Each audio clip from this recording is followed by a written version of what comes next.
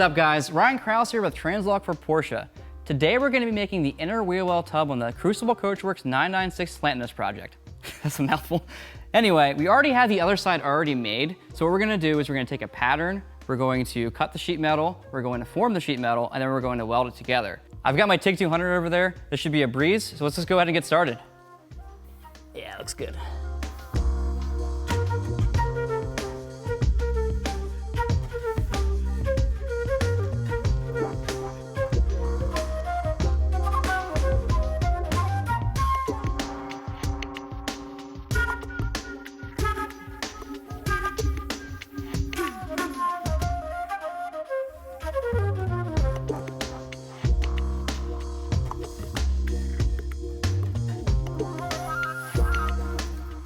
So the technique that I'm using is called a flexible shape pattern.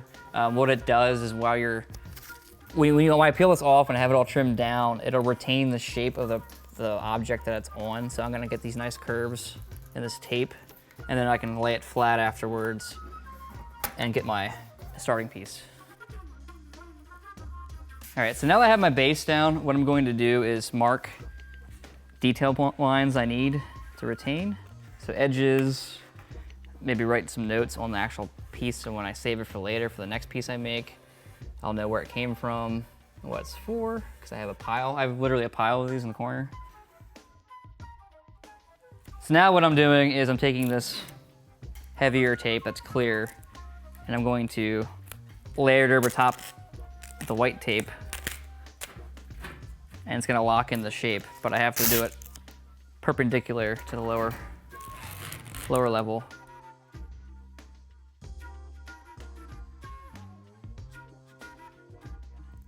So you're probably wondering why I'm not using really wide tape to make this faster.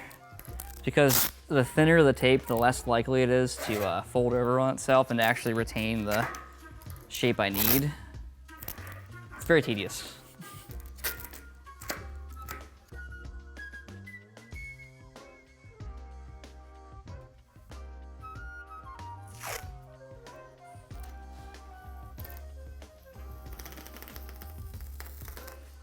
This is the secret to getting a straight line on a curved surface. Straight enough anyway.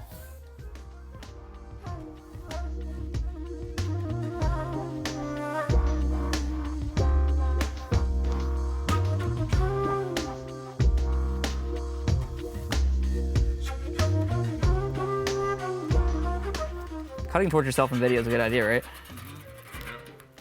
Yo, I'm a razor blade wizard. I've only ever cut myself with a razor blade once.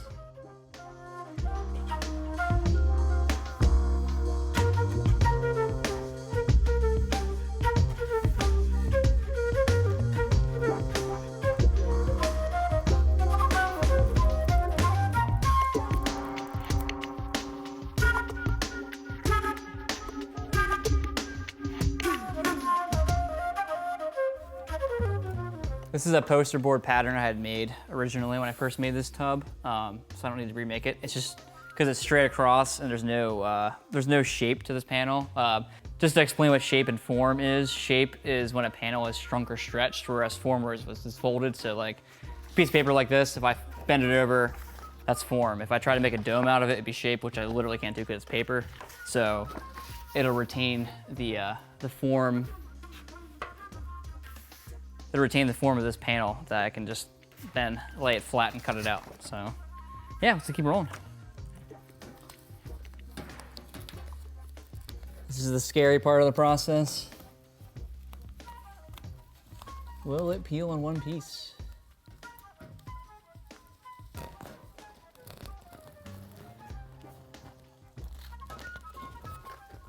Careful on the end. Bam. There we go, now we got a pattern. And it's already flipped in verse, but as you can see, it holds the shape of the panel. So not only do I have a pattern I can lay flat on a piece of steel and get my starting cut, I can also use this to check the profile of it afterwards. So I can literally lay it on top, be like, okay, this matches the other side, I'm good to go. All right, let's cut some metal. So I'm gonna lay my pattern down here and I'm gonna trace it. This is gonna give me a good starting point, but I'm also gonna frame it so I have extra material to work with just in case things move around, because that does happen.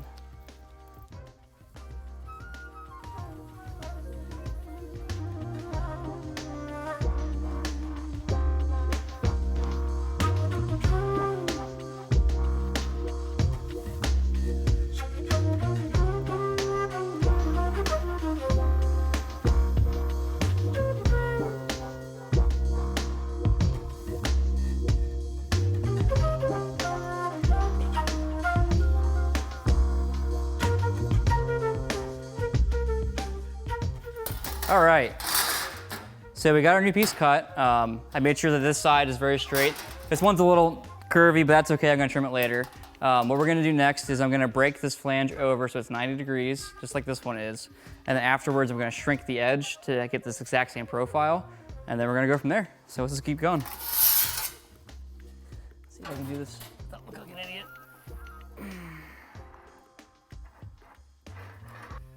This is the lassie trick.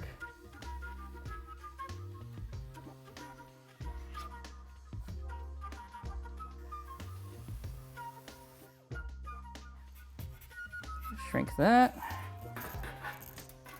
And then we're gonna go up here. And all the way up through there is gonna be a regular shrink. Okay, that's too straight. That's too straight. Okay, there we go. I didn't say a bad word. I would never. This is a professional establishment. It's that calibrated eye like that. That's pretty good. All right.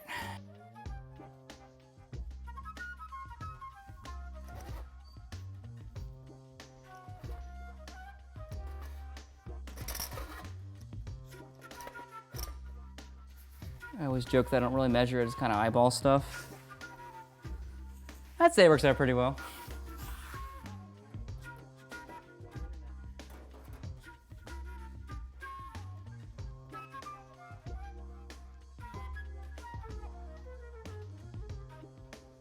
So I'm gonna go ahead and I'm just gonna put some holes in this panel and then we're gonna cleco it up and then we're gonna keep moving on. Flash cut.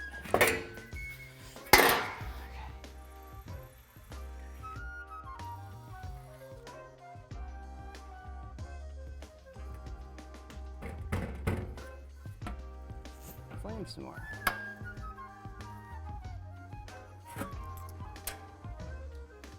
I'm gonna drill my holes on the actual body now. Then we're gonna cleco this up. And then after that, we're gonna go shape the next panel. And then we're gonna clamp it, weld it, and we're done.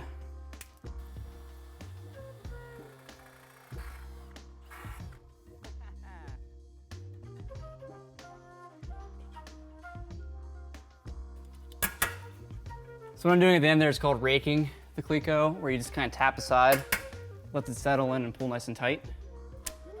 Awesome.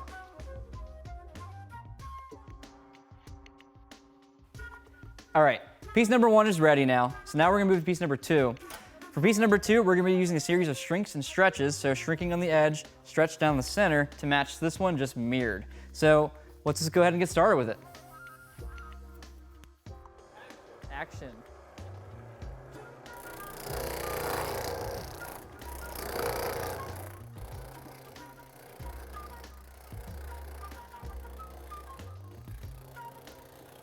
All right, so of course, I'm using this Liebert shear that we converted to be like a pull-max style machine with thumbnail dies. So this is actually shrinking the side of the panel down. Now, obviously not everyone has these at home. What you could use is like a kick shrinker or one of these even those manual hand shrinkers that would also do the job. I prefer to use this because it just has a nice smoother finish, it's easier to wheel out afterwards. But like anything else, there's like 80 different ways to skin a cat, so whatever works best for you.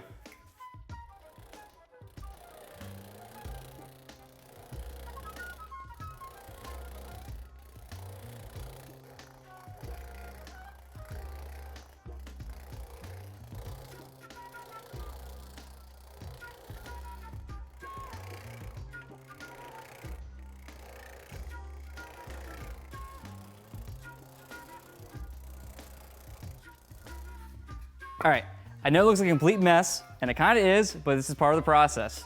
These edges have been shrunk over there with the thumbnail shrinking dies, so it's causing it to wrap up on itself. So next we're gonna use the English wheel here, and we're gonna stretch out the center, we're gonna tip this flange over, and then we're gonna see where we're at, and it's just, we're gonna work out in the wash, so let's keep on moving.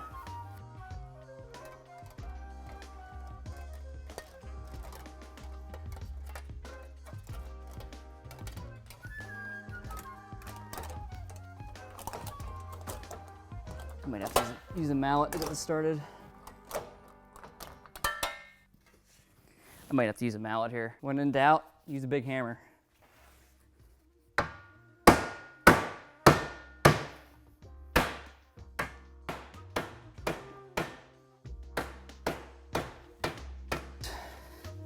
Yeah, need a lot more shrink in there.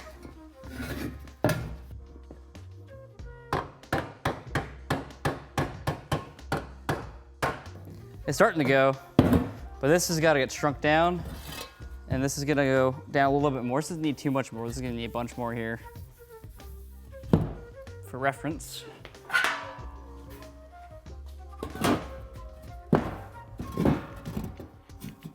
That's about the plane it's gonna be on there.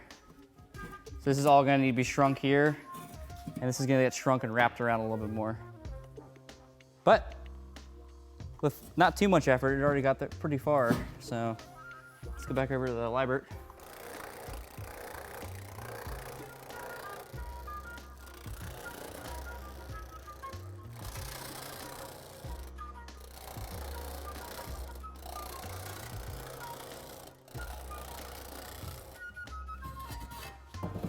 Just for reference. Starting to get over there. All these wrinkles are all what need to be shrunk. Let's go back over to the library. I'm gonna focus on doing this part here first because it's the biggest area, has the longest distance that needs shrunk. So yeah, let's keep going.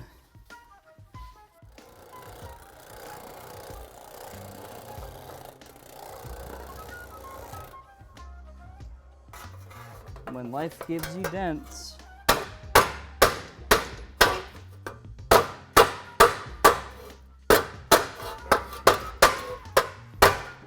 There we go. So what I'm doing right now is I'm using a plastic mallet here because I want it to have a nice soft surface hitting it that has a good weight.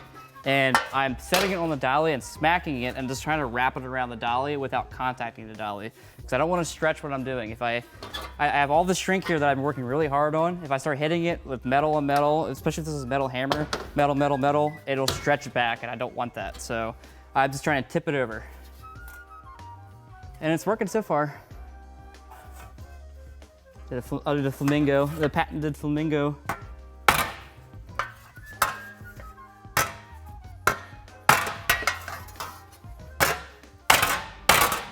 Sometimes you just gotta start smacking it with a hammer. Hope that it goes where you want it to go.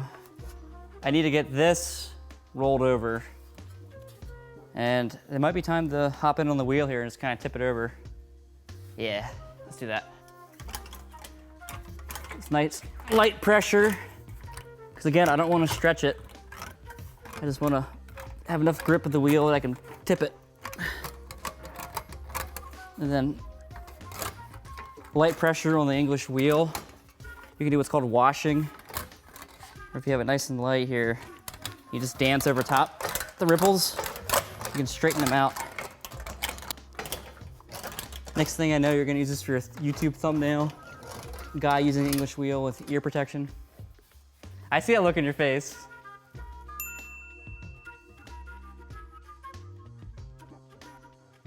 So is that making sense now? Obviously you can't respond to me, so I'm gonna assume you're saying yeah, because it is making sense. Woo! I need my ear protection.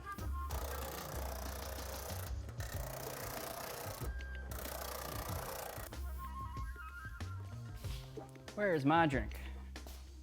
So right now, I think I did as much shrinking as I need to do, at least up front.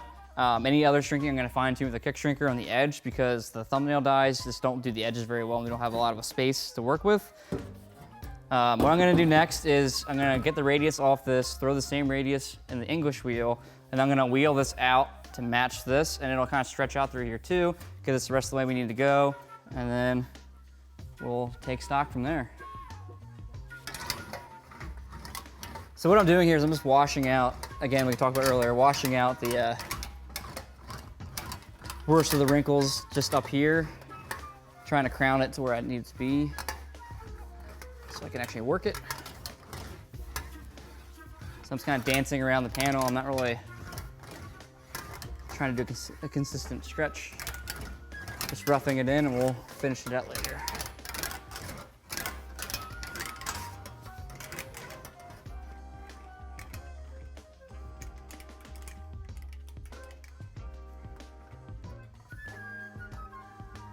All right, so So we're getting pretty close.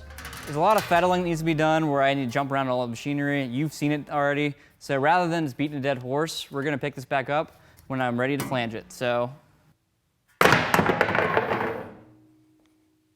look at that, flanged itself. Now I spent some time dialing it in, bent the flange over, stretched it. I think we're ready to fit it up. So let's go over to the car and see what we can do with it.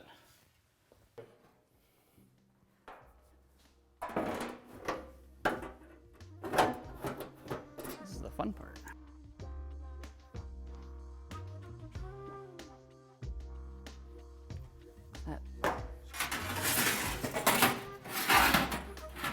Nice, look at that. Gotta push this up here a little bit, but otherwise, I'll set the vice grip. This is the outer quarter panel. Do a little fitting to make it fit up there, and we'll be good to go. So let's keep on moving.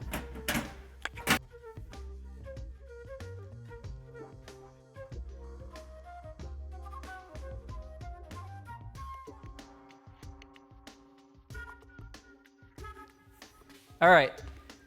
So we got our piece fit up here. We got a cleat on. I put some layout fluid down so then I can scribe it. So what we're gonna do here, we have a nice cut line here from the original panel. So I'm gonna take my scribe, I'm gonna scribe the edge here. I'm gonna take the panel off and then we're gonna cut it. After that, we'll clamp it up and then we'll be ready to weld it.